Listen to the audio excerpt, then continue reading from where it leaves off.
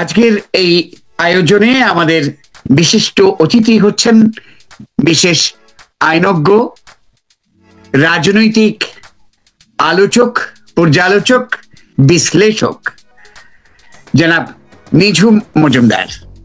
Mister Majumdar, আপনাকে স্বাগতম। আপনাকে অনেক ধন্যবাদ আনিস ভাই। আপনার দর্শকদেরকে অনেক শুভেচ্ছা, আপনাকে অনেক শুভেচ্ছা এবং ভালোবাসা। অনেক ধন্যবাদ। আমরা জানি যে আমরা একটা দুর্দান্ত ক্রান্তিকাল অতিক্রম করছি, যেটি সকলের জন্যই দুর্গম এবং অতি অবশ্যই অনাকাঙ্ক্ষিত সময়ে আমরা পার করছি, বিশেষত বাংলাদেশে। আমরা যা কখনোই কল্পনা করিনি সেই রকম কিছু কিছু ঘটনা, কিছু বলবো না, সেরকম প্রায় সবটুকু ঘটনাই বাংলাদেশে ঘটছে, যেখানে বাংলাদেশের মুক্তিযুদ্ধ, বাংলাদেশের মুক্তিযুদ্ধের ইতিহাস, বাংলাদেশের জাতির জনক বঙ্গবন্ধু শেখ মুজিবুর রহমান একেবারেই অবহেলিত, অনেককে একেবারে প্রান্তিক অবস্থানে নিয়ে যাওয়া হয়েছে যারা বাংলাদেশের মুক্তিযুদ্ধের সমর্থক। মুক্তিযুদ্ধ কিংবা বঙ্গবন্ধু এই কথাগুলো এখন বাংলাদেশের ভেতরে উচ্চারিত হচ্ছে না।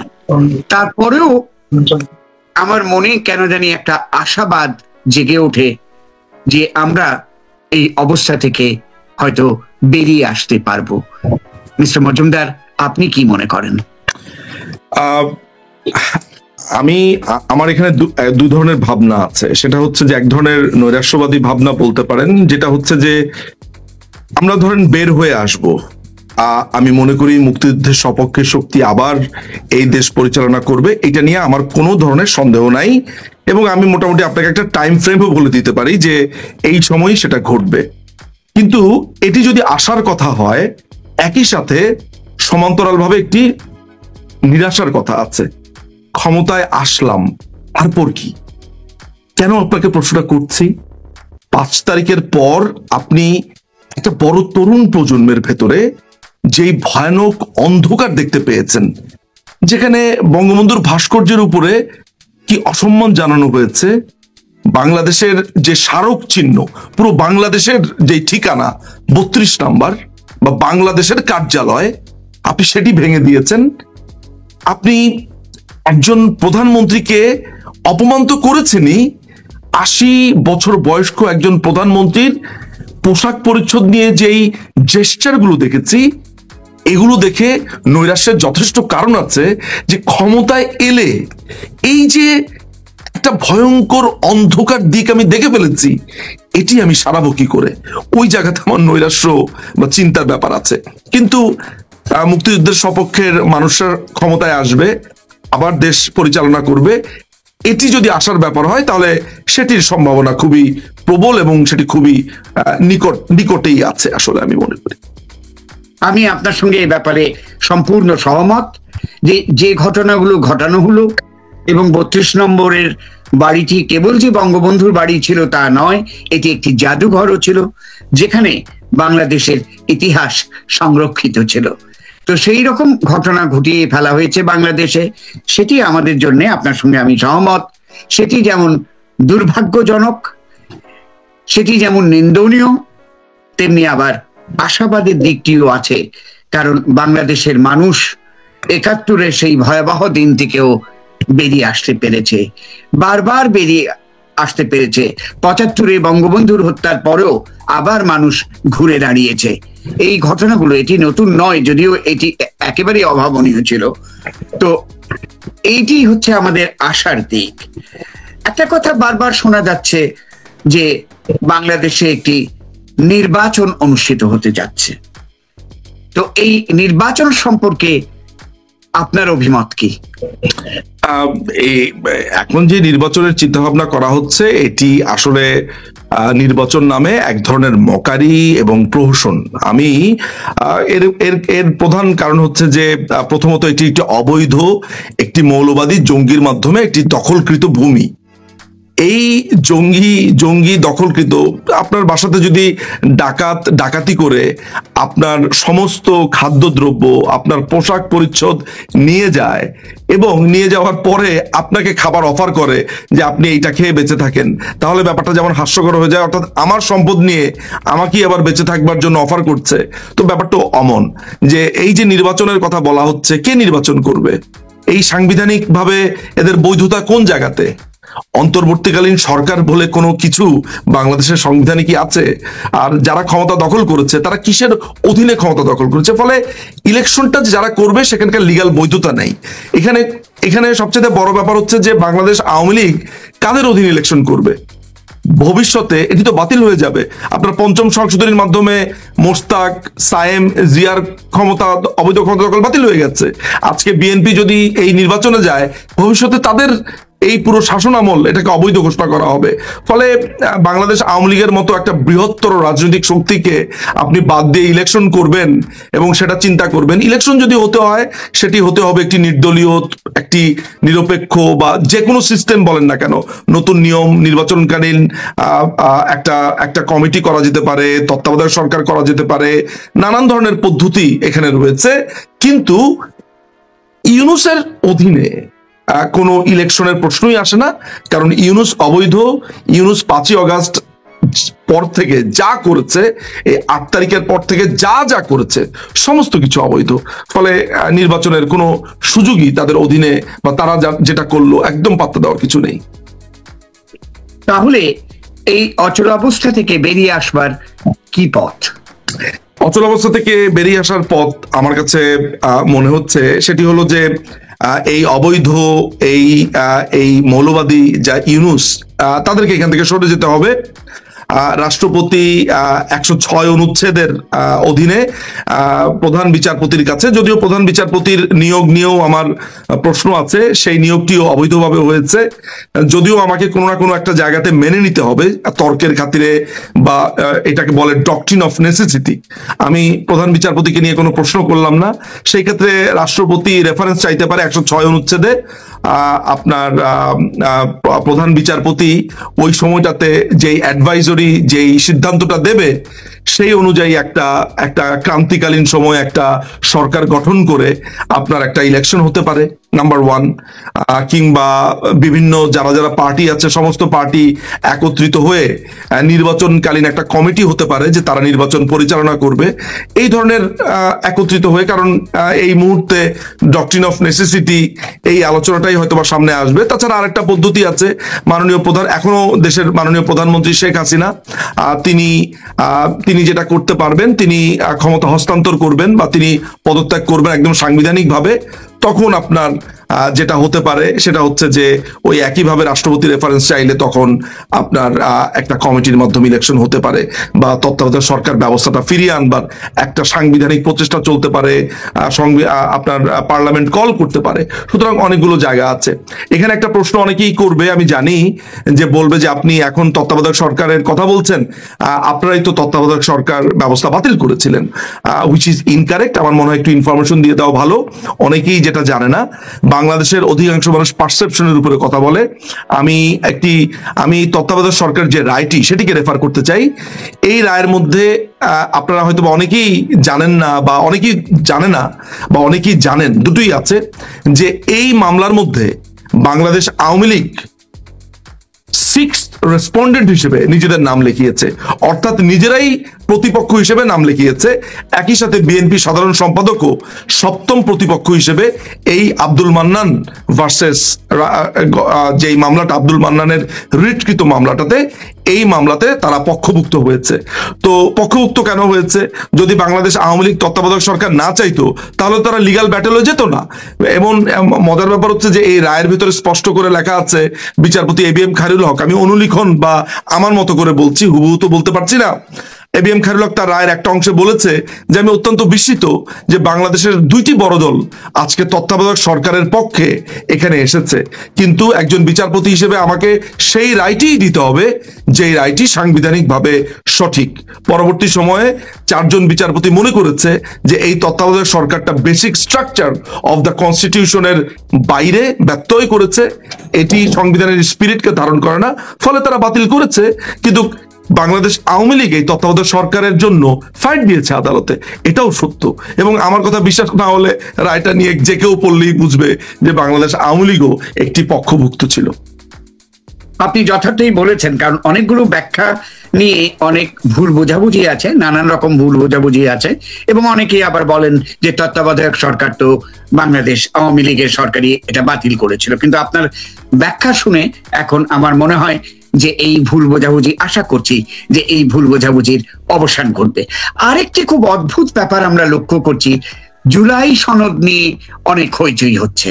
জুলাই সনদ কেউ কেউ গিয়ে স্বাক্ষর করেছেন, আবার জুলাই সনদ যারা চাইছিলেন সেই এনসিপির ছাত্ররা, তারা এখনো স্বাক্ষর করেননি, তারা আইনত নিশ্চয়তা চান। আমরা জানি যে বাংলাদেশের ইতিহাসে বহুবার আন্দোলন হয়েছে, ছাত্ররা আন্দোলন করেছেন, বিভিন্ন রকমের আন্দোলন হয়েছে, কিন্তু কোনো আন্দোলনকে সনদে পরিণত করা, প্রোক্লেমেশনে পরিণত করার ব্যাপারটি আমরা কখনোই দেখিনি। 1971 সালের 17 এপ্রিল যখন মুজিবনগর সরকার গঠিত হলো, তখনই ঘোষিত হয়েছিল বাংলাদেশের প্রোক্লেমেশন অফ ইন্ডিপেন্ডেন্স, স্বাধীনতার সনদ, যা আসলে আইনি রূপ নেয় আমরা জানি 1972 সালের জাতীয় পরিষদের অধিবেশনে। কিন্তু এখন আমরা শুনছি যে জুলাই সনদ আনা হোক, এবং একথাও কেউ কেউ বলছেন যে এটি হবে নতুন রকমের সংবিধান, যা 2025 সালের সংবিধান হিসেবে কিংবা 2026 সালে নির্বাচন হলে সেই সময়কার সংবিধান হিসেবে সংবিধানে পরিণত হবে। তো এটা নিয়ে আপনার বিশ্লেষণটা কি হবে? 1996 সালে ব্যারিস্টার আমিরুল ইসলাম একটি জনকণ্ঠে একটি কলাম লেখেন। তিনি ইন্ডেমনিটি অধ্যাদেশ নিয়ে লিখতে গিয়ে সেখানে বলেন যে ইন্ডেমনিটি অধ্যাদেশ ইটসেলফ খুনিদের জবানবন্দি। এই ইন্ডেমনিটি অধ্যাদেশ যেদিন তৈরি করা হয়েছে, আপনি 164 ধারার মতো আমরা খুনিদের জবানবন্দি পেয়ে গেছি যে তারাই খুন করেছে। এটি একটি অসাধারণ বক্তব্য ছিল, অসাধারণ কলাম ছিল, তাই আমি প্রায় এটা রেফার করি। ঠিক একইভাবে এই জুলাই সনদ হচ্ছে একটি মৃত্যু সনদ। যারা যারা সেখানে স্বাক্ষর করেছে তারা আর কিছুই না, তাদের নিজেদের মৃত্যু সনদে স্বাক্ষর করেছে। এটিকে একটি ডগমা বা একেবারে চোখ কান বন্ধ করে বিশ্বাস করবার একটি চার্টার বলা হলেও এই মজার ব্যাপার হচ্ছে যে এটি সাংবিধানিকভাবে এর কোনো অস্তিত্ব নেই। অর্থাৎ একটি অবৈধ সরকার, আমি অবৈধ সরকার বলি, বা তারা নিজেদেরকে একটি সাংবিধানিক সরকার বলছে। তারা বলছে 106 অনুচ্ছেদে তারা শপথ নিয়েছে, রাষ্ট্রপতির রেফারেন্স ব্লা ব্লা ব্লা অনেক কিছু বলেছে, সেগুলো নিয়ে আমরা অতীতেও বলেছি যে which is not correct, but what ever it is, তাদের ভাষ্য মতে তারা যদি সাংবিধানিকভাবে সরকার হয়ে থাকে, সংবিধানের ভেতরেই পরিষ্কারভাবে লেখা আছে যে আপনি এই সংবিধানকে পরিবর্তন করবার জন্য বা এই সংবিধানকে চেঞ্জ করবার জন্য আপনাকে কি কি প্রসিডিউর মেনটেন করতে হবে। এটি ছাড়াও বাংলাদেশে এখনো পর্যন্ত প্রায় 3-4টি ল্যান্ডমার্ক মামলা আছে basic structure of the constitution নিয়ে। যেমন আমি ইজিলি 8ম সংশোধনী মামলার কথা বলতে পারি। হাইকোর্ট বিভাগ বাংলাদেশের বিভিন্ন অঞ্চলে থাকবে, এটিকে তৎকালীন এরশাদ সরকার যখন এই নিয়মটা করে তখন এরশাদের আমলেই ওই বিচারপতিরা এটিকে বাতিল করে দেয়। মজার ব্যাপার হচ্ছে এই জুলাই চার্টারে আবার এটার প্রস্তাবনা আনা হয়েছে, অর্থাৎ এই রায়কে তারা এখন আর গণ্যই করছে না। এখানে গণতন্ত্র শব্দটি বাতিল করে দেওয়া হয়েছে। আপনি যদি জুলাই চার্টার বলে যেটাকে বলা হয়েছে যে ট্র্যাশ, যেই এই আবর্জনা, এটির 5ম পরিচ্ছেদে গিয়ে দেখবেন রাষ্ট্রের যে মূল নীতি গণতন্ত্র সেটিই বাদ। রাষ্ট্রের যে চরিত্র, যে এটি কোনো ধর্মকে আলাদাভাবে সমর্থন করবে না, আলাদাভাবে সুযোগ সুবিধা দিবে না, রাষ্ট্রের কাছে সমস্ত ধর্ম এক, সেই ধর্ম নিরপেক্ষতার নীতিও এখানে বাদ দিয়ে দেওয়া হয়েছে। এখানে যেই আপনার যেই সমাজতন্ত্র, অর্থাৎ সাম্য, সামাজিক মানবিক মর্যাদা, সবার জন্য সমতা, সমাজতন্ত্রের মূল কথা আমার কাছে এটি। এটিও বাদ দিয়ে দেওয়া হয়েছে, এবং বাঙালির যে নৃতাত্ত্বিক পরিচয়, তার যে জন্ম পরিচয়, তার যে আমরা বলি ব্লাড আইডেন্টিটি, এই নৃতাত্ত্বিক পরিচয়, তার গঠন প্রণালী, বাঙালিত্ব, এটিকে বিসর্জন দেওয়া হয়েছে। এবং আশ্চর্যের ব্যাপার হচ্ছে সংবিধানের 150-এর 2 অনুচ্ছেদ বাতিল করে বলা হচ্ছে যে বাংলাদেশ রাষ্ট্র যে গঠিত হয়েছে আপনার 26শে মার্চের স্বাধীনতার ঘোষণার মধ্য দিয়ে 10ই এপ্রিল স্বাধীনতার ঘোষণাপত্রের জারির মাধ্যমে একটি অস্থায়ী কনস্টিটিউশন এটি, এবং 7ই মার্চের ঐতিহাসিক ভাষণ, এগুলোকে সন্নিবিষ্ট করা হয়েছিল, এগুলো পর্যন্ত বাদের সুপারিশ করে দেওয়া হয়েছে। অর্থাৎ এটির তারা প্রতিফলন দেখতে চায়। ফলে এটি একটি আসলে বাংলাদেশকে ক্রমাগতভাবে আপনার মৌলবাদ, বাংলাদেশকে একটি মৌলবাদী রাষ্ট্রের সাথে পরিচয় করিয়ে দেওয়া, যার কোনো পিতৃ পরিচয় নাই। আপনি কখনো শুনেছেন কোন দেশের সংবিধান হয় আর সেই সংবিধান কেন এসেছে সেটির ইতিহাসকে বাদ দিয়ে দেওয়া হয়? প্রত্যেকটা সংবিধানের প্রস্তাবনাতে থাকে, আমাদের সংবিধানে ছিল, তফসিলগুলোতে ছিল। সুতরাং এই জুলাই চার্টারের কোনো অস্তিত্ব নেই। এটি আসলে একটি মৃত্যুদণ্ডের সনদ। এখানে যারা যারা সই করেছে, স্বাক্ষর করেছে, সাহায্য করেছে, ড্রাফটিং করেছে, প্রত্যেকেরই সর্বোচ্চ শাস্তি ভবিষ্যতে হবে বলে আমি মনে করি।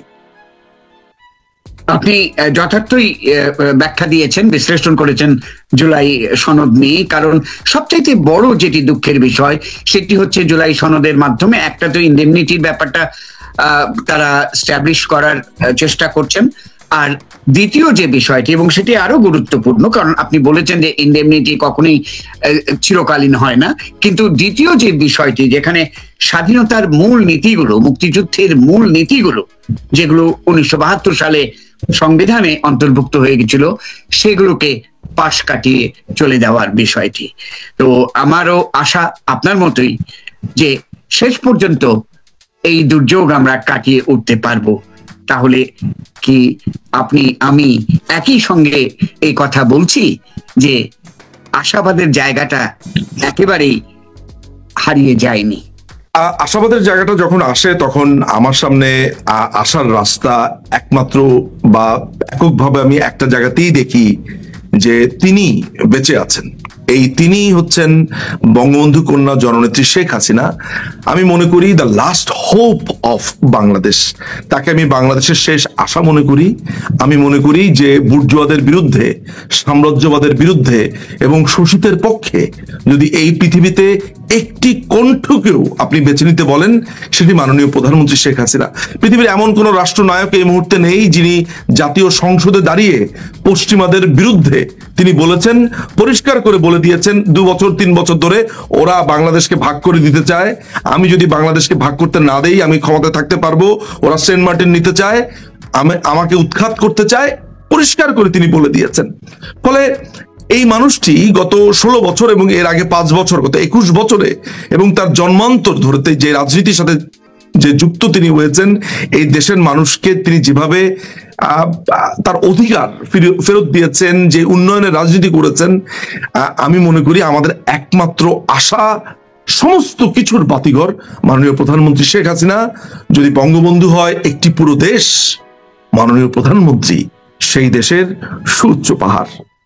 এই পাহাড় যতদিন পর্যন্ত বেঁচে আছে এই পৃথিবীতে তিনি নিঃশ্বাস নিচ্ছেন, আর ওই একই পৃথিবীতে আমি বেঁচে আছি, আমার ওই আশার জায়গা কতটুকু। আপনার এই আশাবাদে প্রতিধ্বনিত হয়েছে বাংলাদেশের কোটি কোটি মানুষের আশাবাদ।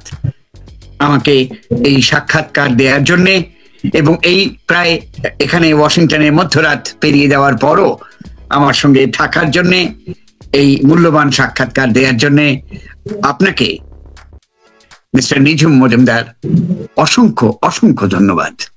আপনাকে অনেক ধন্যবাদ আনিস ভাই, আমাকে আমন্ত্রণ করবার জন্য, বলতে দেওয়ার জন্য। আপনার দর্শক এবং আপনাকে আবারও ভালোবাসা, শুভেচ্ছা, শুভরাত্রি। আপনি ভালো থাকবেন। সবাই যারা এই অনুষ্ঠানটি দেখলেন, এই আলোচনাটি শুনলেন, আপনাদের সবাইকে আন্তরিক শুভেচ্ছা, ধন্যবাদ।